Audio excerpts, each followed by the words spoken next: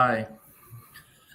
Introducing National Streaming Sports, live and on-demand sports talk programming that you can access 24/7. For the premier sports talk experience, tap into our Roku channel. Start your mornings with Mac and Jack covering all the weekend sports action. Then pour a cup and enjoy all the sports you can drink on the Coffee and Sports podcast. At midday, talk sports from east to west on the Coast to Coast podcast. Followed at night by some hot girl talk with Prim and Proper Sports featuring Sonia Pearson. Talk boxing on the Gloved Fist. Yankee fans tune in for Start Spreading the News. And there's more on the College Sports Huddle and Sports Scope with Robert Butler. There are 20 podcasts in all and 70 weekly shows giving us a 3.4-star viewer rating. To find us on Roku TV, search for National Streaming Sports on the Roku search bar. Click on the logo and you're in. National Streaming Sports, live and on-demand sports talk for America.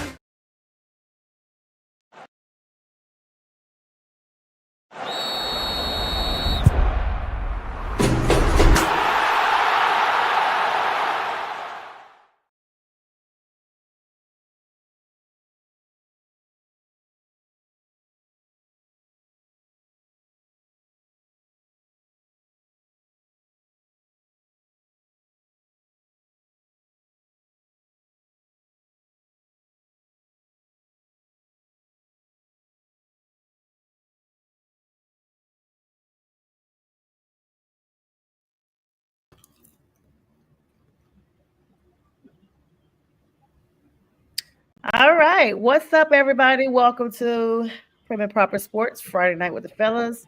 I am here on this is our first Friday of June with Jay Train, Nate the Great, B. Strilla. Good evening, gentlemen. I hope you guys are doing well today. Yes, doing well. I hope you all too. Yeah, awesome sauce. Definitely make sure you guys download the Roku app and follow us live for sports 24/7 without the cost of cable. Shout out to the Elite Sports and Entertainment Network. Shout out to the Huddle Sports Network. We'll be giving them their due commercial at the halfway point of our show today. And thank you, before we go any further, thank you so much for B. Strilla and my audience from yesterday. Our debut show, the No BS show. Rave reviews, lots of shares. I want to thank everybody. Bistrilla wants to thank everybody for the support. That's our new show coming out 8 p.m. Eastern Standard Time on Thursdays. And we'll have some guests on there momentarily. But right now, a great start to our show. So we're super excited about that.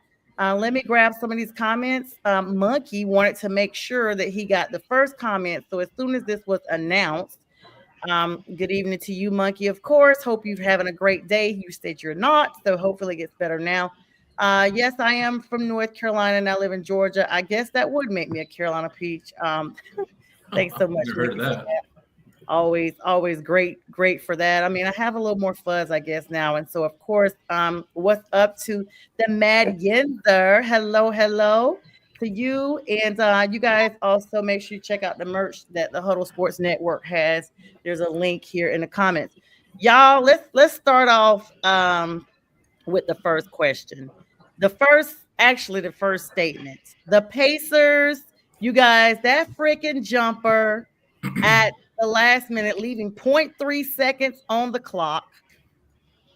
I was absolutely impressed, and I'm going to tell you, this is going to be not a gentleman's sweep. I think these games are going to go all the way up to game 6, and the Pacers will not be laying down. I'm sure everybody here has on the platform had an opportunity to look at that game, so I'm going to let you guys go, and I'll digress at this moment. I'll go last. I'll go first. Go ahead, James. Yeah, nobody on this panel thought that at first, Sonya. Yeah, I'm glad you changed it. No. I got receipts. I got receipts. I got receipts. Will not be no gentleman's sweep. I said that. I got receipts. I got receipts. Okay, we're gonna find the clip. We're gonna find the clip. Yes. Find the clip. Because find the clip for Wednesday night. I might have said 5, but you guys all okay. You know what? Go ahead and make your comment, sir. I'm pulling a receipt as we speak. The no BS show is I'm pulling BS. I'm pulling still BS. saying 5. I'm telling you, look, these guys had 25 turnovers, the Pacers. 25 turnovers, never led the game at all until they won the game with 0.3 tenths of a second. And I got news for the OKC fans. I'm going to tell you right now, if I'm you, I'm kind of afraid. I'm alarmed because there's no way you're supposed to lose a game when you're winning the whole time around. You're up 15 points in the fourth quarter, and you let them boys come back.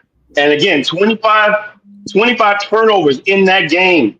That tells me that they have a good defense for Indiana, and also they have a resiliency. And as much as you don't want to call him a superstar, I'm going to say Halliburton is kind of that. Even though he had 14 points, he shot the clutch shot, and he's been doing it all playoffs. He did it against somebody that's sitting next to me, right next to his team. You don't want to admit it, but somebody got sour grapes in this panel.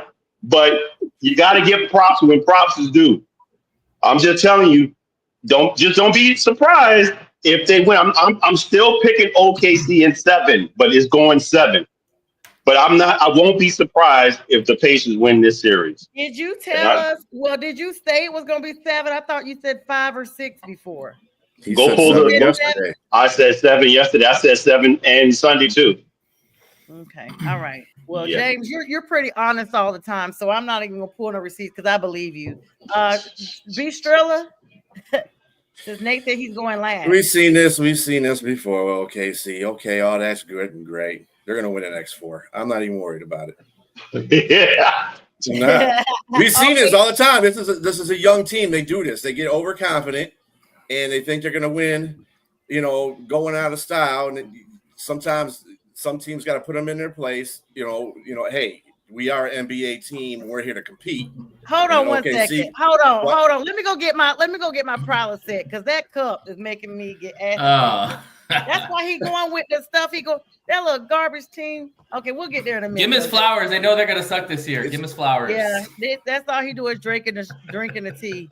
Nate, hold on, Nate. You throwing some shots again, and you still ain't got to the Super Bowl yet. We got one. We got one. One's hopefully coming. That's all I can say. Go ahead, Strilla. We're gonna get to anyway. It's a tick. Like I said, it was just overcome. I'm sure you ever see the Oklahoma Thunder have only lost back-to-back games twice this season. And when they came back after those 2 losses, mostly when they come back after a loss, they beat the crap out of the next team. I mean, they destroy them. So that's what I'm expecting to see. I'm like, hey, oops, my bad. We got complacent. Let's go. So I think that's why I'm going to think that they're winning that. And they're still winning it in 5. I think they're going to win the next 4. They're going to sweep them in the next 4. So this is their only win, basically? Yeah. Oh, wow. That's what I feel. Yes, Nathan. All right. So, I'll die on the hill because I said it was going to be a sweep. So I'll eat crow a little bit on that. It could still be a gentleman's sweep because I agree with B. Like, they could literally win the next 4 games. There's no doubt in my mind that this team is really, really good. The reality is with the Thunder is 2 things that really caught my eye. First off, they didn't shoot the ball well. The Pacers shot a better percentage for the game. They missed a lot of easy baskets at the rim. They missed a lot of wide open shots. I would say that the rust was probably more than it was for the Pacers. The Pacers definitely looked like they were just refreshed and ready to go. Thunder had some rust because they looked like they hadn't played for a week. So, Shea did his thing. I don't know where J-Dub is. I don't know where Chet was. Hold up. Why are you even talking, Steve-O? Okay, I know you're a San Francisco fan, but that's just uncalled for, okay? No, I'm not butthurt, monkey. Listen. The Pacers are a good team. The Thunder are the youngest team in the playoffs. All right, that's facts. Second of all, the Thunder have never been in close games. Like they have been blowing out their opponents by almost a margin of 10 points a game. Blown out. But 10 points is a lot in the NBA. Like that is a lot, So I mean, like they haven't been in close games. So the Thunder are learning on the fly how to win and how to lose, And I think that they have a closer in Halliburton. He's a good player. Again, he didn't show up the whole game. He made one shot really that was the big factor from an offensive standpoint. I mean, he did his assists, he did his rebounds, but I mean, he really was a no factor the whole game. The whole team, the whole starting five had double digits. And that's fine. But, so that proves my point that he's not a superstar, because if you're talking about the whole team, he didn't even dominate the game. Well, I mean, my point is he's had moments where he's had 30-plus games and lighten it up. You don't have to light it up every night. He's also had games where he's had less than 10 points too. Yeah, sure. But I mean, let's if we want to talk about points, OKC, my man had 38 points. Mm-hmm. Yeah, they let him shoot. And when it mattered most, he shot his last shot and missed. And Halliburton shot his last shot and made it, and they won the game. What mattered. This is not Halliburton's first time doing something. Of course not. Absolutely. He actually joins LeBron, and there was another player, I can't remember off the rip, amongst being the closer for these games. Yeah. This was a dramatic finish, y'all, that nobody really predicted. 0.3 seconds is insane. They couldn't even inbound the ball on the last possession. And the reality, they had to try to shoot it from the outside. The Indiana mounted an incredible comeback in the fourth quarter, y'all. I mean, that deficit was 15 points at one point, and this is the fifth time in the postseason that the Pacers have come back from a 15-point deficit or more. So we've seen them literally set the pace, no pun intended. You guys have heard me say that. Set the pace for how to win. Shai Gilgeous-Alexander, of course, 38 freaking points. But the Pacers had Siakam. You guys know he was the MVP for the Eastern Finals. Strong performance, 19 points, 10 rebounds. And then, of course, hallelujah, Mr. Halliburton himself, 14 points, 10 rebounds, and 6 assists, along with that game shutdown. The fact that there was a turnover battle between both of these two teams is what this came down to. The Pacers won despite having the higher amount of turnovers, 24, compared to the Thunder only having 6. That's what's crazy about it. The stats of the turnovers do not line up. But they were only up by 10 points with all those turnovers in the first half. That was a telling sign right there. Because if you're forcing the ball a turnover that high of a clip, you should be up by at least 20 points. And that tells me we should give credit to Indiana's defense. Sure, yeah, you give credit, yeah. But here's the thing that I think is the biggest thing for me in this series so far. It's the coaching. Like Rick Carlisle's been a championship head coach. Dagnall has never been in the finals, and he showed it. Because the thing is that if you look at when the game started, Hartenstein wasn't even in the starting lineup. You started Case and Wallace. You don't make adjustments like that when you win 80 games in a season. Like, you just don't do that. You play your strengths and what got you there. And Dagnall, he caved a little bit. He sort of came to the pressure of whatever he heard or whatever he thought.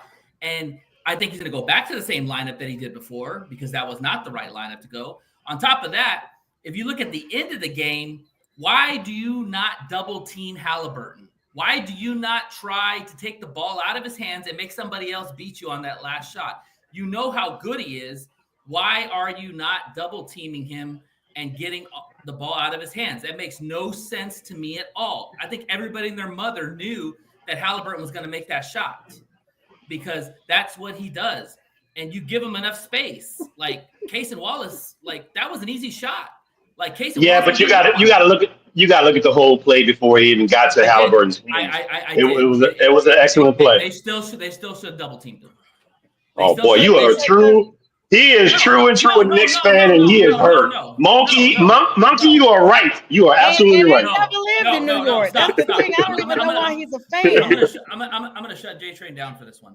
No, don't shut me down. Don't shut me down. No. I got receipts on you. I got receipts on you. I got receipts on you. Hang on, I got guys. receipts on you. Let me hang on, guys.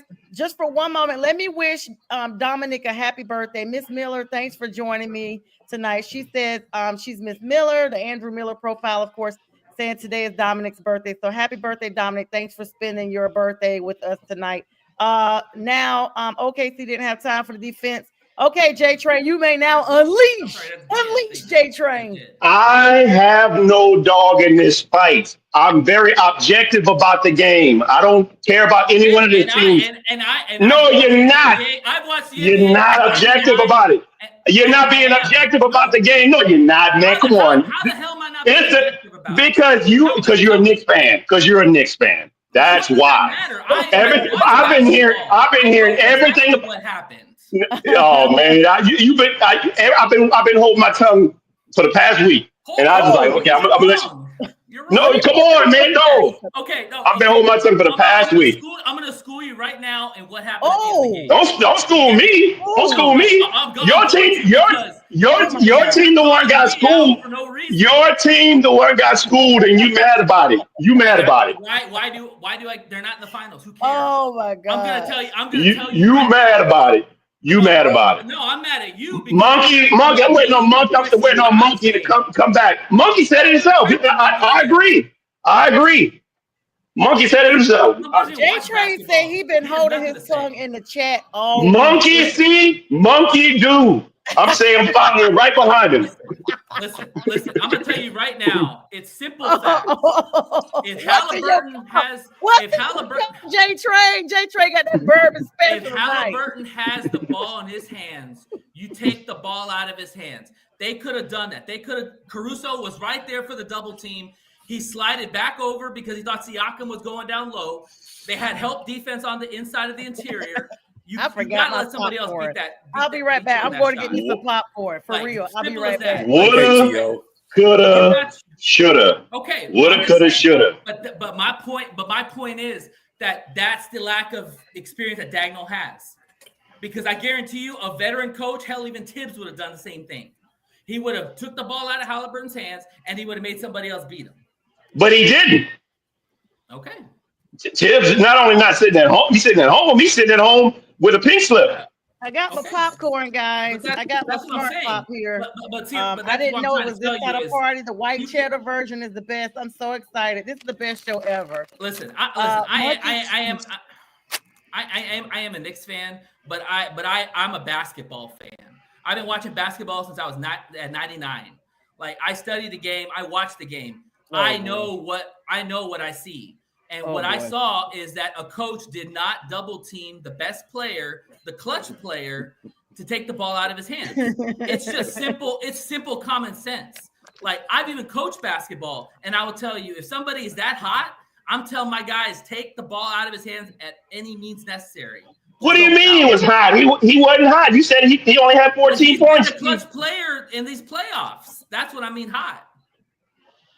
Like, this episode brought to you by Smart Food White Cheddar Popcorn. Again. Only 7 carbohydrates yeah.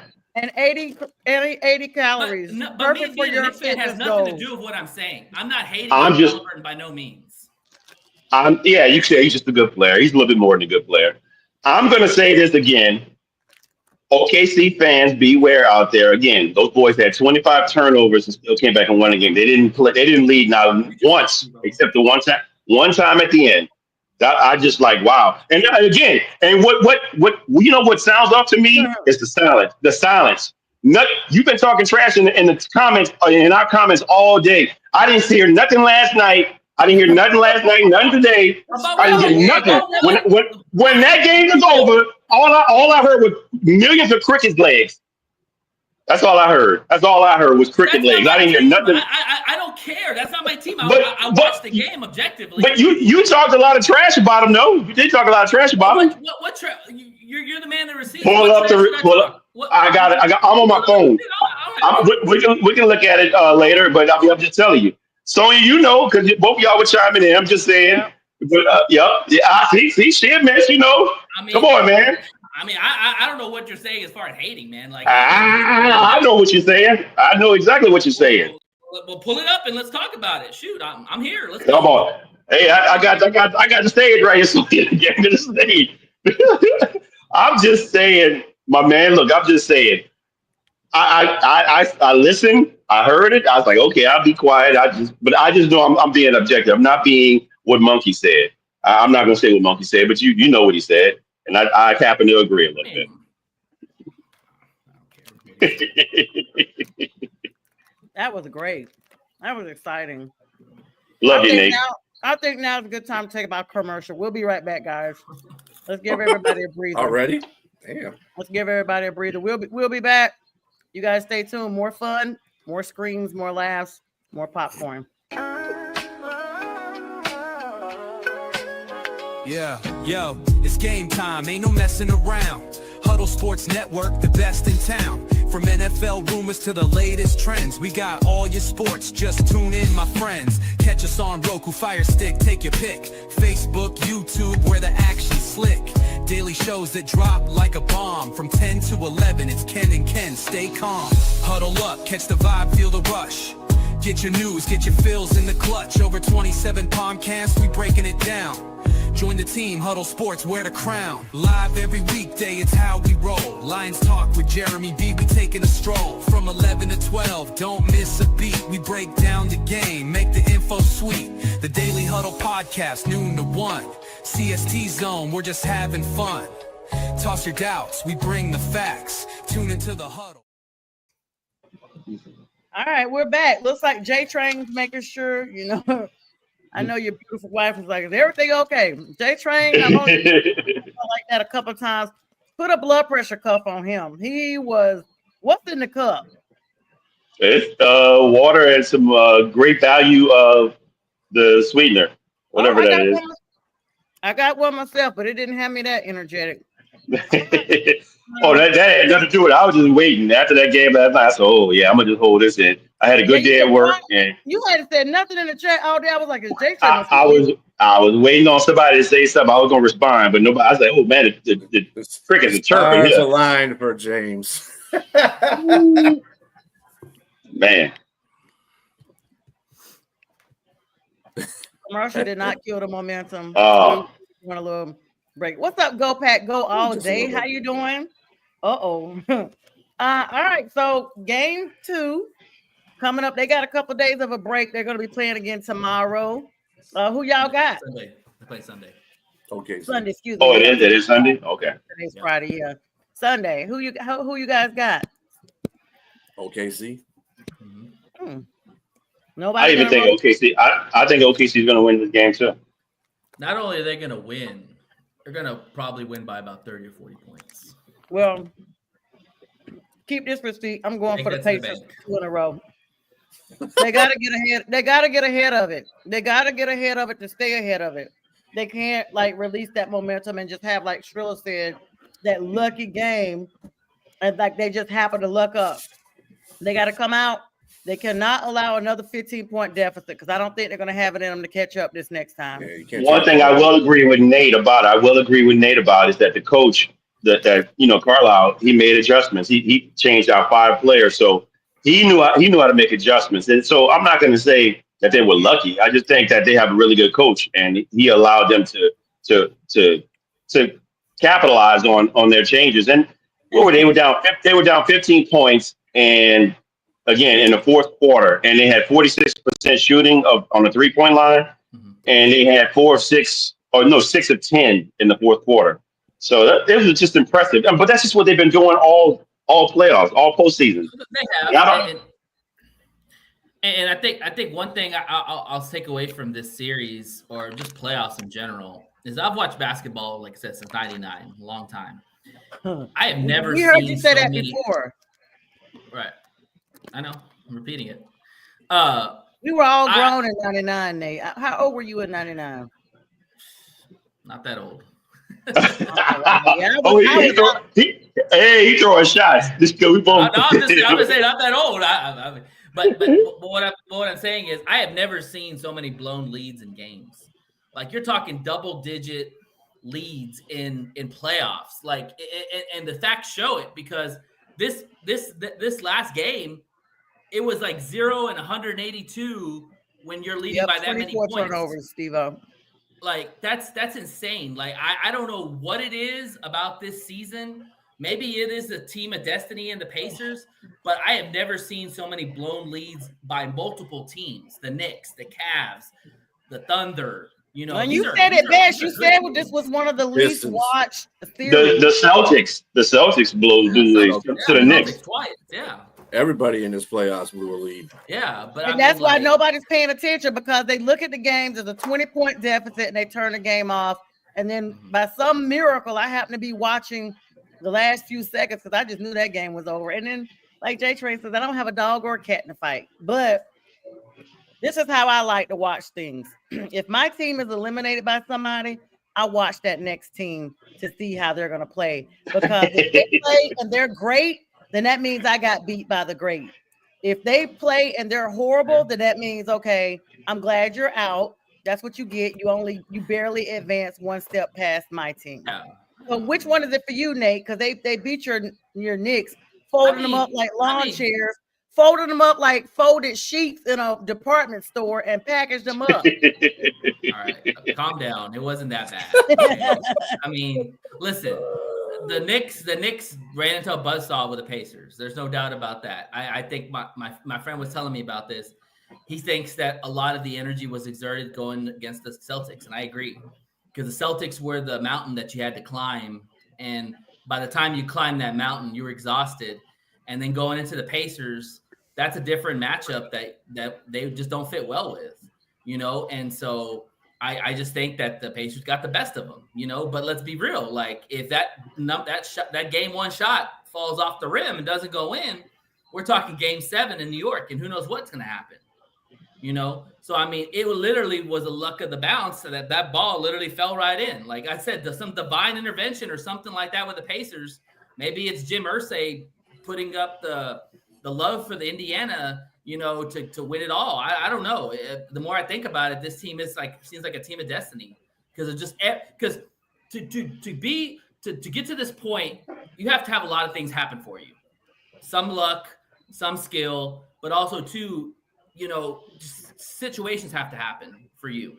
Like the fact that they were 2-0 against the Cavs on the road, 2-0 against the Knicks on the road. You don't see that. You don't see that in the modern NBA anymore. So I'm just thinking that maybe it's just their time. I don't know. We'll see. Yeah. I mean, Strilla, you've been kind of quiet. I mean, now that everything's died down, what were your thoughts? Enjoying it. That's well, I'm gonna tell you, and I'll never say back down, because I didn't want the Knicks to beat the Pacers, because the Knicks beat the Pistons, so F the Knicks. So that's how I am. That's the fan I am. Okay, but I mean, Indiana is a very good team. They are. Game 1 was probably one of those games that it might have been a Holy Spirit on their side, because I mean, 24 turnovers, and Oklahoma City didn't turn the ball over that much at all. And the defense was there. They played their game. And SPG, you know, Shea Butter wasn't Shea Butter at the end. Yeah, he was dried out. He was Shea Clank. Yeah. and he missed the one shot. And Halliburton. And I don't think it was bad defense played on Halliburton at that shot. My man was on him. Yes, exactly. He just got a good shot. I mean, you got to give that guy his props. He's clutch. Yes, absolutely. So I mean, you know, 14 points, and it's kind of funny though. You look at it; he only scored 14 points, but he won the game. Yeah, Shea Butter went up there, had 38. Yeah, he lost the game because he wouldn't have made that shot. The game was over. Alex, actually, the hero of the game really was Nebhart. Nebhart's defense on Shea Gilgeous was fantastic. I think after that little toss-up where he pushed him and then he pushed him back, it kind of got pissed off Nebhart, and he took it personal. And he literally went after Shea Gilgeous, because they're both Canadians. They play the Canadian basketball team. There's 4 Canadians in the playoffs. Right. And you guys check out my personal post where I just realized today that I had a courtside seats at the Pacers versus Hawks games last year, and Nembhard was literally right in front of me. I mean, I got so many great pictures. So I'm rolling with the Pacers, if for no other reason, just because I've seen them play in person and had. He made a timely three, and his defense was exquisite. Yeah, I will say this. So I don't know if you guys know or not, but Kendrick Perkins, KP, Big Perk, came out today. He, Nate, I mean, even though you've never lived in New York, probably never even visited there, but you're a Knicks fan. Multiple times. Okay, visiting on Zoom doesn't count. And so I'm just kidding. I almost choked on my drink. I know that's why I'm just kidding. Damn. I'm just kidding. Go ahead. Nate, so your Knicks are, shockingly, they got rid of Thibodeau. Let me first of all, because we haven't had you on the show since they fired him. What were your initial thoughts about hearing that? Were you shocked or kind of like, I mean, they were in the playoffs, for Christ's sake. Yeah, I mean, I wasn't shocked. I actually was kind of surprised that they did fire him because I thought after he beat the Celtics, his job was safe till next year. Mm-hmm. But this tells me that New York is trying to do it now. Like they feel like Tibbs is not the guy to get them to the championship, and I tend to agree because when you have a coach who's stuck in his ways and doesn't change his methodologies in 5 years, you don't want another year of that. It's like being married with somebody you just can't stand all their tendencies and you just want to be done with that person. Like it's like, oh, here comes another year of that same old BS I got to deal with, and I think the New York is fed up with it. Like I think the fact that he runs his players into the ground, that's a problem. The fact that he doesn't play his bench, that's a problem. The fact that he doesn't develop his young players at the GM drafts, that's a problem. The fact that his defense was terrible this year and he's supposed to be a defensive guru, that's a problem. And the fact is that that his 90s style does not fit the 2025 NBA modern era. Like you have to be able to be more athletic, shoot the three at a higher clip, and you have to extend your bench and rotations. Look at the two teams in the finals. The Pacers and the Thunder, probably one of the deepest teams in the NBA. Like you can't roll 7 players or 8 players out in a game. It's just not possible. You got to play at least 10, and I just think they need a new voice. So I'm totally fine with it. Now, who we get, I don't know, but that's funny you should say that because KP came out today, and I know J-Train has a reaction because I see his face already. KP came out today. Kendrick Perkins said, you guys need to get Denver Nuggets former coach Malone in there. He's too much like Tibbs. But KP also said that he was upset about the fire. He said this man shouldn't have been fired. Yep, he did. Yeah, I mean, I get it. Malone's a championship head coach, whatever, but his styles are very old school too. Like you look at the lay of the land, like Carlisle and Eric Spoelstra are probably the only old school coaches left in the NBA. Popovich is retired. All these are new, young, vibrant head coaches that have creativity and let the players play free. Like they don't play under the general anymore. That is not the NBA anymore. And so the Knicks need to go out and get a coach that does 3 things: develops players, young players, has an offensive vibrancy and more, diversity in the offense, put players in better positions.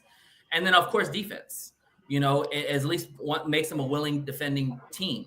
So, I mean, like right now, the rumors have it that J Kidd is possibly the guy they're going to try to go after. And I'm totally cool with J Kidd. J Kidd's good defensively.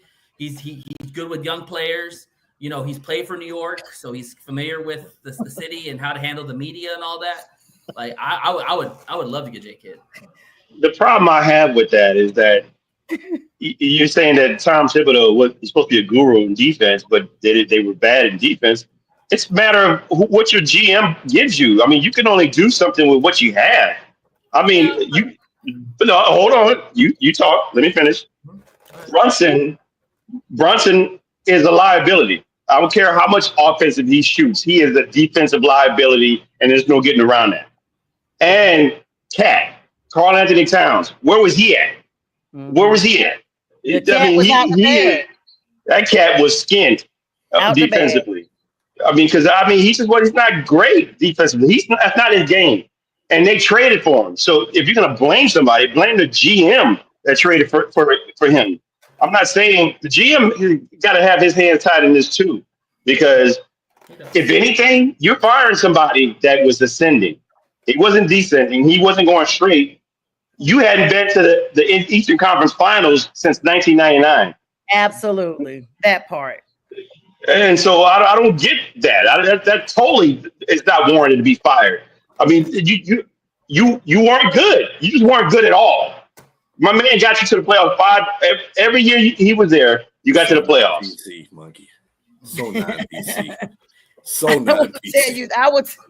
I would tell you guys this real quick, J Train, and I'm sure you're just mid rant, so feel free to go ahead. I texted you during the break. You didn't even see the message. I was like, unleash. I'm going to say this. The Knicks have to be absolutely clown poop right now because they fired Thibodeau. Who can you get? And guess what else?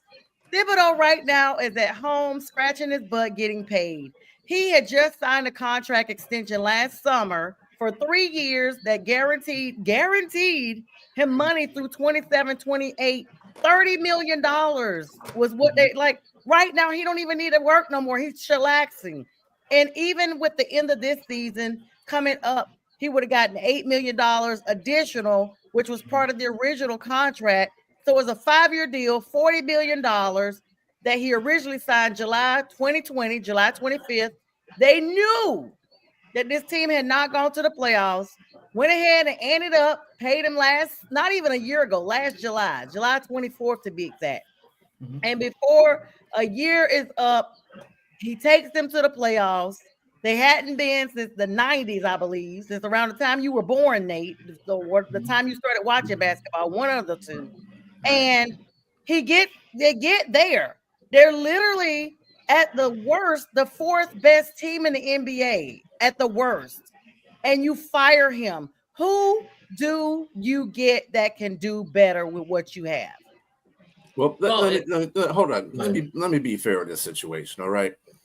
There's plenty of teams that have gotten rid of coaches mid-contract. The Pistons were one of those last year. Never fired their coach before the playoffs started. Yeah, they fired their coach, and he was making poo-poo money because the dummies decided to pay him all that damn money. And they got what they asked for, and that's it. But he was trash, though.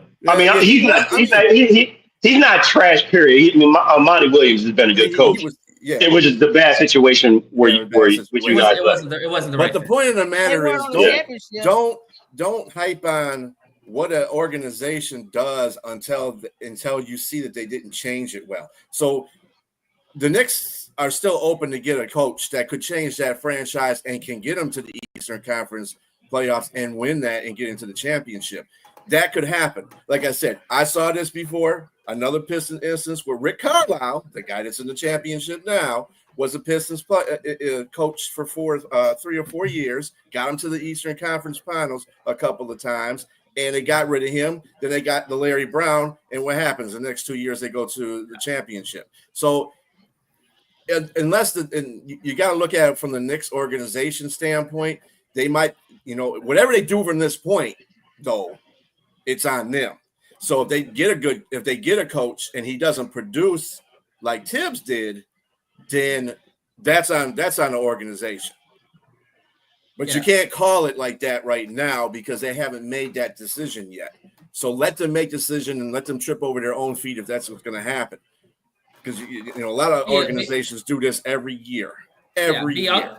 I'll give you even better example, and we can both relate to this. When the Lions fired Jim Caldwell, Lions fans were up and roar about that because he had taken to the playoffs, and they're like, well, who's going to do better than him?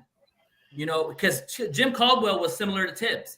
He got you to the dance, that was but he couldn't get you.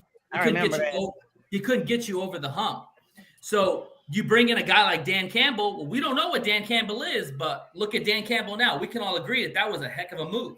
Dan Campbell is a better coach than Jim Caldwell is in a shorter period of time. So the thing is that we have to see who will replace Tibbs. But the thing is that it is all about roster construction. And on that note, though, the Lions did not replace Caldwell with Dan Campbell. They replaced him with Matt Patricia. So there you go. That's right. Well, you that gotta was remember he didn't. organizations will screw themselves if they don't know what they're doing. Right. That's the point. And it's all about the fit. It's all about everybody. the fit. When the organization changes in the front office and everybody's on the same page, you get a better production from your head coach and down. So it's whatever it is. I can't blame New York for anything right now until I see a result. If they get a coach, you go to the championship, because the Eastern Conference playoffs is already something you've been in. Win that, get to the championship, then I can say, okay, well, you got the right coach. I can understand why you got rid of Tibbs. And the moves that they made, if you look at the lay of the land of the East, it's up for grabs. I mean, the Pacers are the best team in the Eastern Conference. Anybody can win it. Like, they're not a dominant team. Like, they're all going to be lumped together next year, especially with Tatum being out all next year too. Like, it's going to be up for grabs. So the way I look at it is New York hedged their bets and said, you know what, we're going to fire Tibbs, get a new coach. Maybe, we try to get something to get Giannis or whatever, because that's being floated around. The thing is that you're no better right now than the top 4 of the East. So I'm gonna say right with that, as we segue to NFL, because we've got about 20 minutes left in the show. I hope that the Hornets or the Hawks are that team that grab the East next season. That's what I'm gonna say. If it's up for grabs like that, I hope that one of those two teams. It's gonna be tough. Are there? Preferably the Hornets. Wishful thinking. Yeah, but hey, that you just never know. It's a gamble. All right, we got some major news and signing as we swing over to the NFL. We're going to get to the pansy news in a moment because Bistril and I talked about it for just a little bit earlier. But the Ravens are extending Rashad Bateman. Baltimore Ravens today, wide receiver Rashad Bateman got a 3-year contract, $36.75 million extension with $20 million guaranteed. So even if he goes down, they're only out of that $16 million. They're going to go ahead and cough up, they're out of 20 off the rip because he's only going to lose 16. The Raiders extend their punter, A.J. Cole, as well. Don't ask me why. 4 years, $15.8 million deal, including 11 of it guaranteed. Bears extended Joe Thuney, of course. He's the offensive lineman. He's getting another couple of years with them, 17.5 per year million. 49ers, they were extending Fred Warner. Of course, we talked about him a while back, $63 million, over 56 guaranteed million for 3 years. And of course, the Ravens did already extend Derrick Henry. Recent transactions that went down. Keelan Robinson is being claimed as a running back by the Eagles. Of course, he's coming off of waivers from the Jaguars. That was big this week. The Bills did sign defensive tackle Marcus Harris, defensive tackle that after they released Devin Brant Epps, of course, they needed somebody to come in for that, so that's who they got in there. Titans are signing wide receiver Chimere Deke, of course, 4th round wide receiver out of his rookie contract. He's officially going to be a Titan. And there's some trade rumors going on. You guys know the Hendrickson stuff is still out there, still not solidified a contract. There's speculation that not only would they actually enter into a possible trade there, but the Browns are possibly in the talks of trading one of their 4 quarterbacks. Because they got to do that anyway. It's pretty rare that a team would have 4 quarterbacks starting the season. As you guys know, Justin Tucker has been released by the Ravens. So this is all current news and past news that we're just talking as we segue in. And the Seahawks have been urged to trade Ken Walker III. I'm shocked about that. I had him on my fantasy last year. He was pretty decent, but they're considering trading him because of his injury history. I mean, I did have to get him off my fantasy last year. Of course, with Zach Charbonnet, who's coming in, showing potential as more of a lead back for them. A lot of teams finalizing their roster now. The OTAs and stuff has started. Big news, of course, the Pansy. It's supposedly flying, I thought today, to he already signed his contract. Pittsburgh. He already signed it, yeah. Okay, I tried to look. I couldn't see anything definitive. Everything just kept saying will sign. I checked everything before we went live tonight. But of course, after months of speculation, Arena Rodgers has officially signed a 1-year contract with the Steelers pending his physical. Now, y'all know he's been out there abusing psychedelics and stuff like that. I hope he got his blood clean. That's all I'm gonna say, because I know some of that stuff's got to be PED banned. A lot of people, Skip Bayless, I know people don't put a lot of stock in what he says, what just went ballistic, that the Steelers would put themselves in such a position that they would have to go take Aaron Rodgers. He was really hopeful. Will Howard had been showing real big promise at the OTAs, and Will actually said, he basically begged his team, courted this team to sign him, and they did. But this lets me know they're only giving him a year.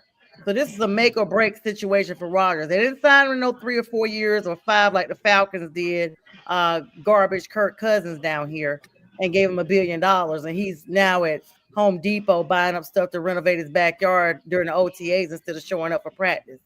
So you guys, I mean, nobody's really shocked. We probably talk about this every week about Arena coming to somewhere. First of all, I'm glad it's over with.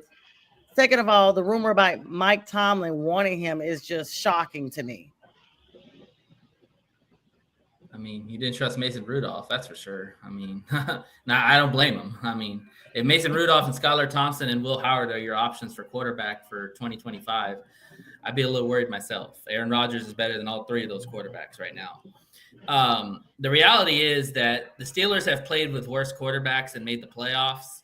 So I would probably, if I'm a betting man, I'd bet that they make the playoffs, but they'll probably lose in the first round again.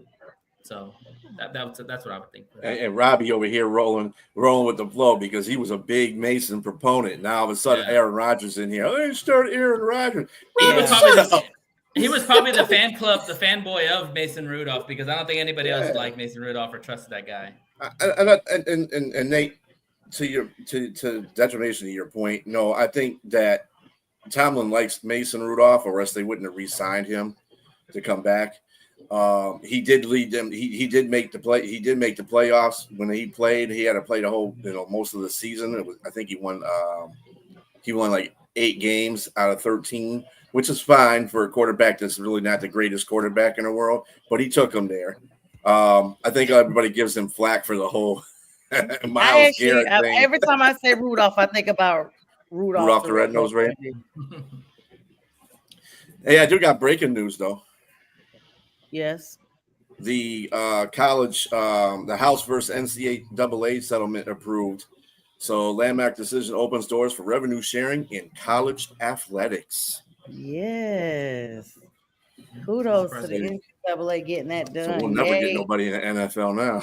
Sure ain't, because they making billions. I know someone personally that has been to 2 NFL teams and is not signed to either one of them anymore, and is doing an endorsement for Louis Vuitton and killing it. And he was a very high-ranked, sought-after college player. And even has a Super Bowl ring because the Chiefs signed him, but he didn't suit up. They signed him like 2 weeks before they went to the Super Bowl. So he technically has a ring, even though he never even suited up for the team. Isn't that cool? But he's killing it for Louis Vuitton, like really killing it. So nobody's ever going to go in. I mean, if you get these teams that want to do NIL deals and such, it's just what it is. J-Train, what were your thoughts on, thanks for the breaking news, Strilla. What were your thoughts on the Aaron Rodgers crap?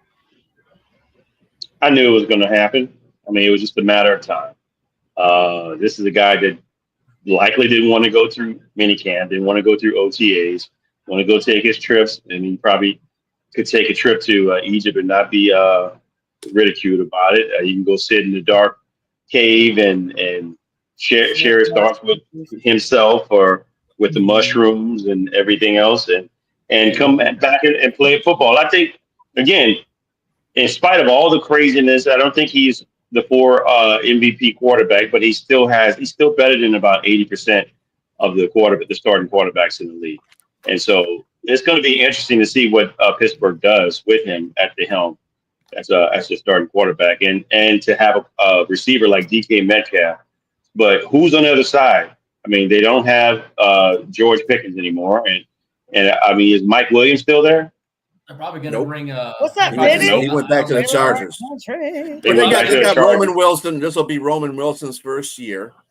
They also have DK Metcalf. They have Fryermuth. They're aiming to trade for Geno Smith. So if they got they're probably going to bring I mean, their offense is fine. Their offensive line is healed now. Their offensive line is good. So I mean, adding, like I said, no, I'm not crazy about Rodgers either. Like the rest of the panel's not too crazy about him because he's a nutcase. But whether if he brings that mentality into the game, that'll be something you got to look for. But if he comes in there about business and does his job, he's the best quarterback in that room right now. I don't care what anybody has 248 games that he played, 5,369 I mean, come on. Passing completions, completion percentage 65.1, over 62,000 yards. I mean, it's no doubt about it that he is the better quarterback coming in. But this is my question. Is he enough to make a substantial impact to the Steelers' playoff contention? I'm not talking about another non-losing season. Like they like to talk about, we haven't had a losing season. Yeah, but you haven't had a playoff winning season either.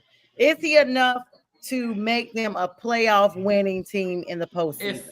If they can protect him, yes.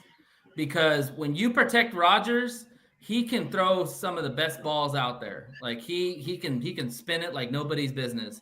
He's not going to run anymore. So if you can protect him, yes, he can be an impactful player for that offense. If you can't protect him, they'll lose in the first round. Let me take an opportunity to let you guys know real quick. The Trailer Park Country, Dennis will be on my show July 9th, 9 p.m. Eastern Standard Time. He's going to be getting ready to go into the Hall of Fame weekend in Canton, Ohio, first week of August. So he's got a new album he's released. He's a big supporter of the show. I've already got my free t-shirt that he sent me. I'll be wearing a TPC shirt July 9th. You do not want to miss it. And before I forget, next week, I'm going to have my girl on here next Wednesday. As a matter of fact, Nikki McLaughlin, Tally Jacksonville Jaguars. Everybody knows the Panthers and Jaguars open their season up together. She will be with me on next Wednesday at 9 p.m. June is a big month for ESPN. And also thanks for everybody that tuned in to watch Sports Report. Deb, that was on, Emmy Award winner, ESPN reporter. She was logging in live from the Rams OTAs. So shout out to her for joining me on Wednesday's show. And for everybody, let me just say this real quick, I'm sorry. For everybody who has started following me on social media because of my connection with her, thank you so much, Deb. And thank you for everybody that now knows me through her. Big shout out to them and to Renee Washington, who plugged me in with her. And I got to give a shout out to Mac, rest in heaven, who made that connection possible with Renee. It was a domino effect. And now I'm connected with Deb. So, yeah, sorry about that. I had to plug it in. Strilla, yeah, I'm sorry about that. I lost my train of thought. Rodgers is not going to run, what you guys were saying. Is he a big impact for this team? Band-Aid. He's a Band-Aid. I mean, as much as I can't stand the dude, he's still a Hall of Fame quarterback. I mean, he basically has to have a decent team around him now that he's older. And to what Nate said, they got to protect him because he's not running nowhere. I didn't know he was 40, about to be 42. I didn't know he had hit the 40 mark. Oh man, the reason why you got to protect him. He wants to be Tom Brady so freaking bad. Expect him to start bringing people into the Steelers. He ain't gonna never be Tom Brady. He's got to win rings to be Tom Brady. He's got to show leadership. He hasn't shown leadership at all to me. Yeah. So, and Green Bay, the Jets, I don't know what he's gonna do with Pittsburgh, but he hasn't showed either of that. So, yeah. You agree with that, J Train? Yeah, he's definitely not a true leader. I mean, he may lead in his own way, but he's not even in the same ilk of breath as Tom Brady. Mm-hmm. So I wouldn't even bring that up. I mean, what I will say about Aaron Rodgers, again, just to reiterate that he has a stellar first ballot Hall of Fame career. He's had that.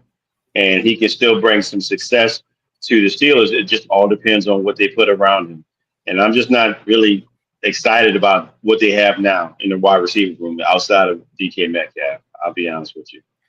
And so, if anything, he brings stability to the room. That's really what it comes down to. He brings stability to the room, and Steeler fans can sleep a little better knowing that Mason Rudolph or Will Howard or Skylar Thompson is not going to take a snap so far this season.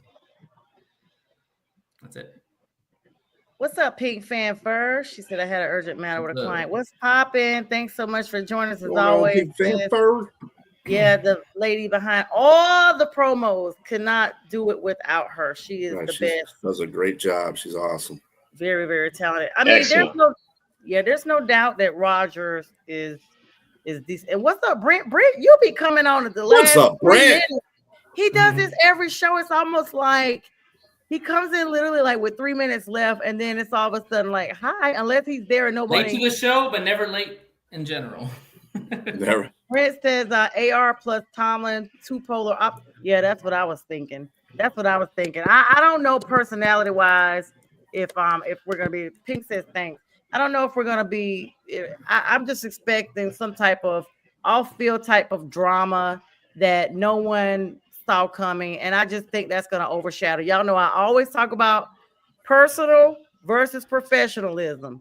And I feel like this is going to be a setup for disaster. I waited and let all you guys weigh in. I'm not keen on what he's going to do in Pittsburgh. Even with this year, I agree with, who was it, Robbie or somebody saying they put a Band-Aid. Oh, the Yinzer. That's a Band-Aid. That is a Band-Aid to keep the fans quieting down for a little bit because so much ruckus has gone on about this dude signing. It's kind of like it had to happen. They're only going to give him a year to show and prove he's definitely who he is in his own right. You can't you can't take away what this dude has brought to the game. We can't take away his contributions for each team, despite his, personality and his lack of cohesiveness with the team as a whole. But you have to give him, as they say, his flowers. But I am not bent on this. You heard it here first. Wait for the drama in Pittsburgh. Please take this receipt down, because even if I'm not on the show to talk about it when it happens at the time, because I may have, schoolwork or whatever, I will drop in whoever's hosting this show, and I have to drop in. I will drop in just to be like, yeah, y'all remember on 6/6/25 when I told you guys that this pansy was going to go full atomic? Here it is. So I'm not sold on it. I'm going to go ahead and express condolences to Steelers fans in advance. One or two things is going to happen. Either his attitude is going to mess him up, or he's going to get out there and Father Time's going to rock him on down just like they did for the Jets. I don't know about that, Sonia, because Rodgers doesn't talk during the season. He only talks in the offseason. Like during the season, he's pretty. He doesn't talk to his teammates, period. Well, I mean, but he leads by example. That's his type of leadership that he has. Dude, what kind of example are you okay, Nate? Some people lead by doing their own thing. No, not everybody leads by helping. Not if you're on a team. You do your own thing when you're working independent You'd be surprised. projects. You'd be surprised. There's a lot. You don't do your own thing in the NFL when you have 51 other men on your roster. Incorrect, dear, that you are supposed to be. How is he a leader? How is he a leader? Okay, well let me explain myself.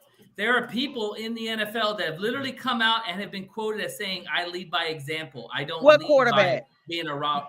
What? Yeah, they do that, but he didn't even. He just has his own way. He's not even around his team. What quarterback have you known that's not even around their team that makes statements like that? Name one.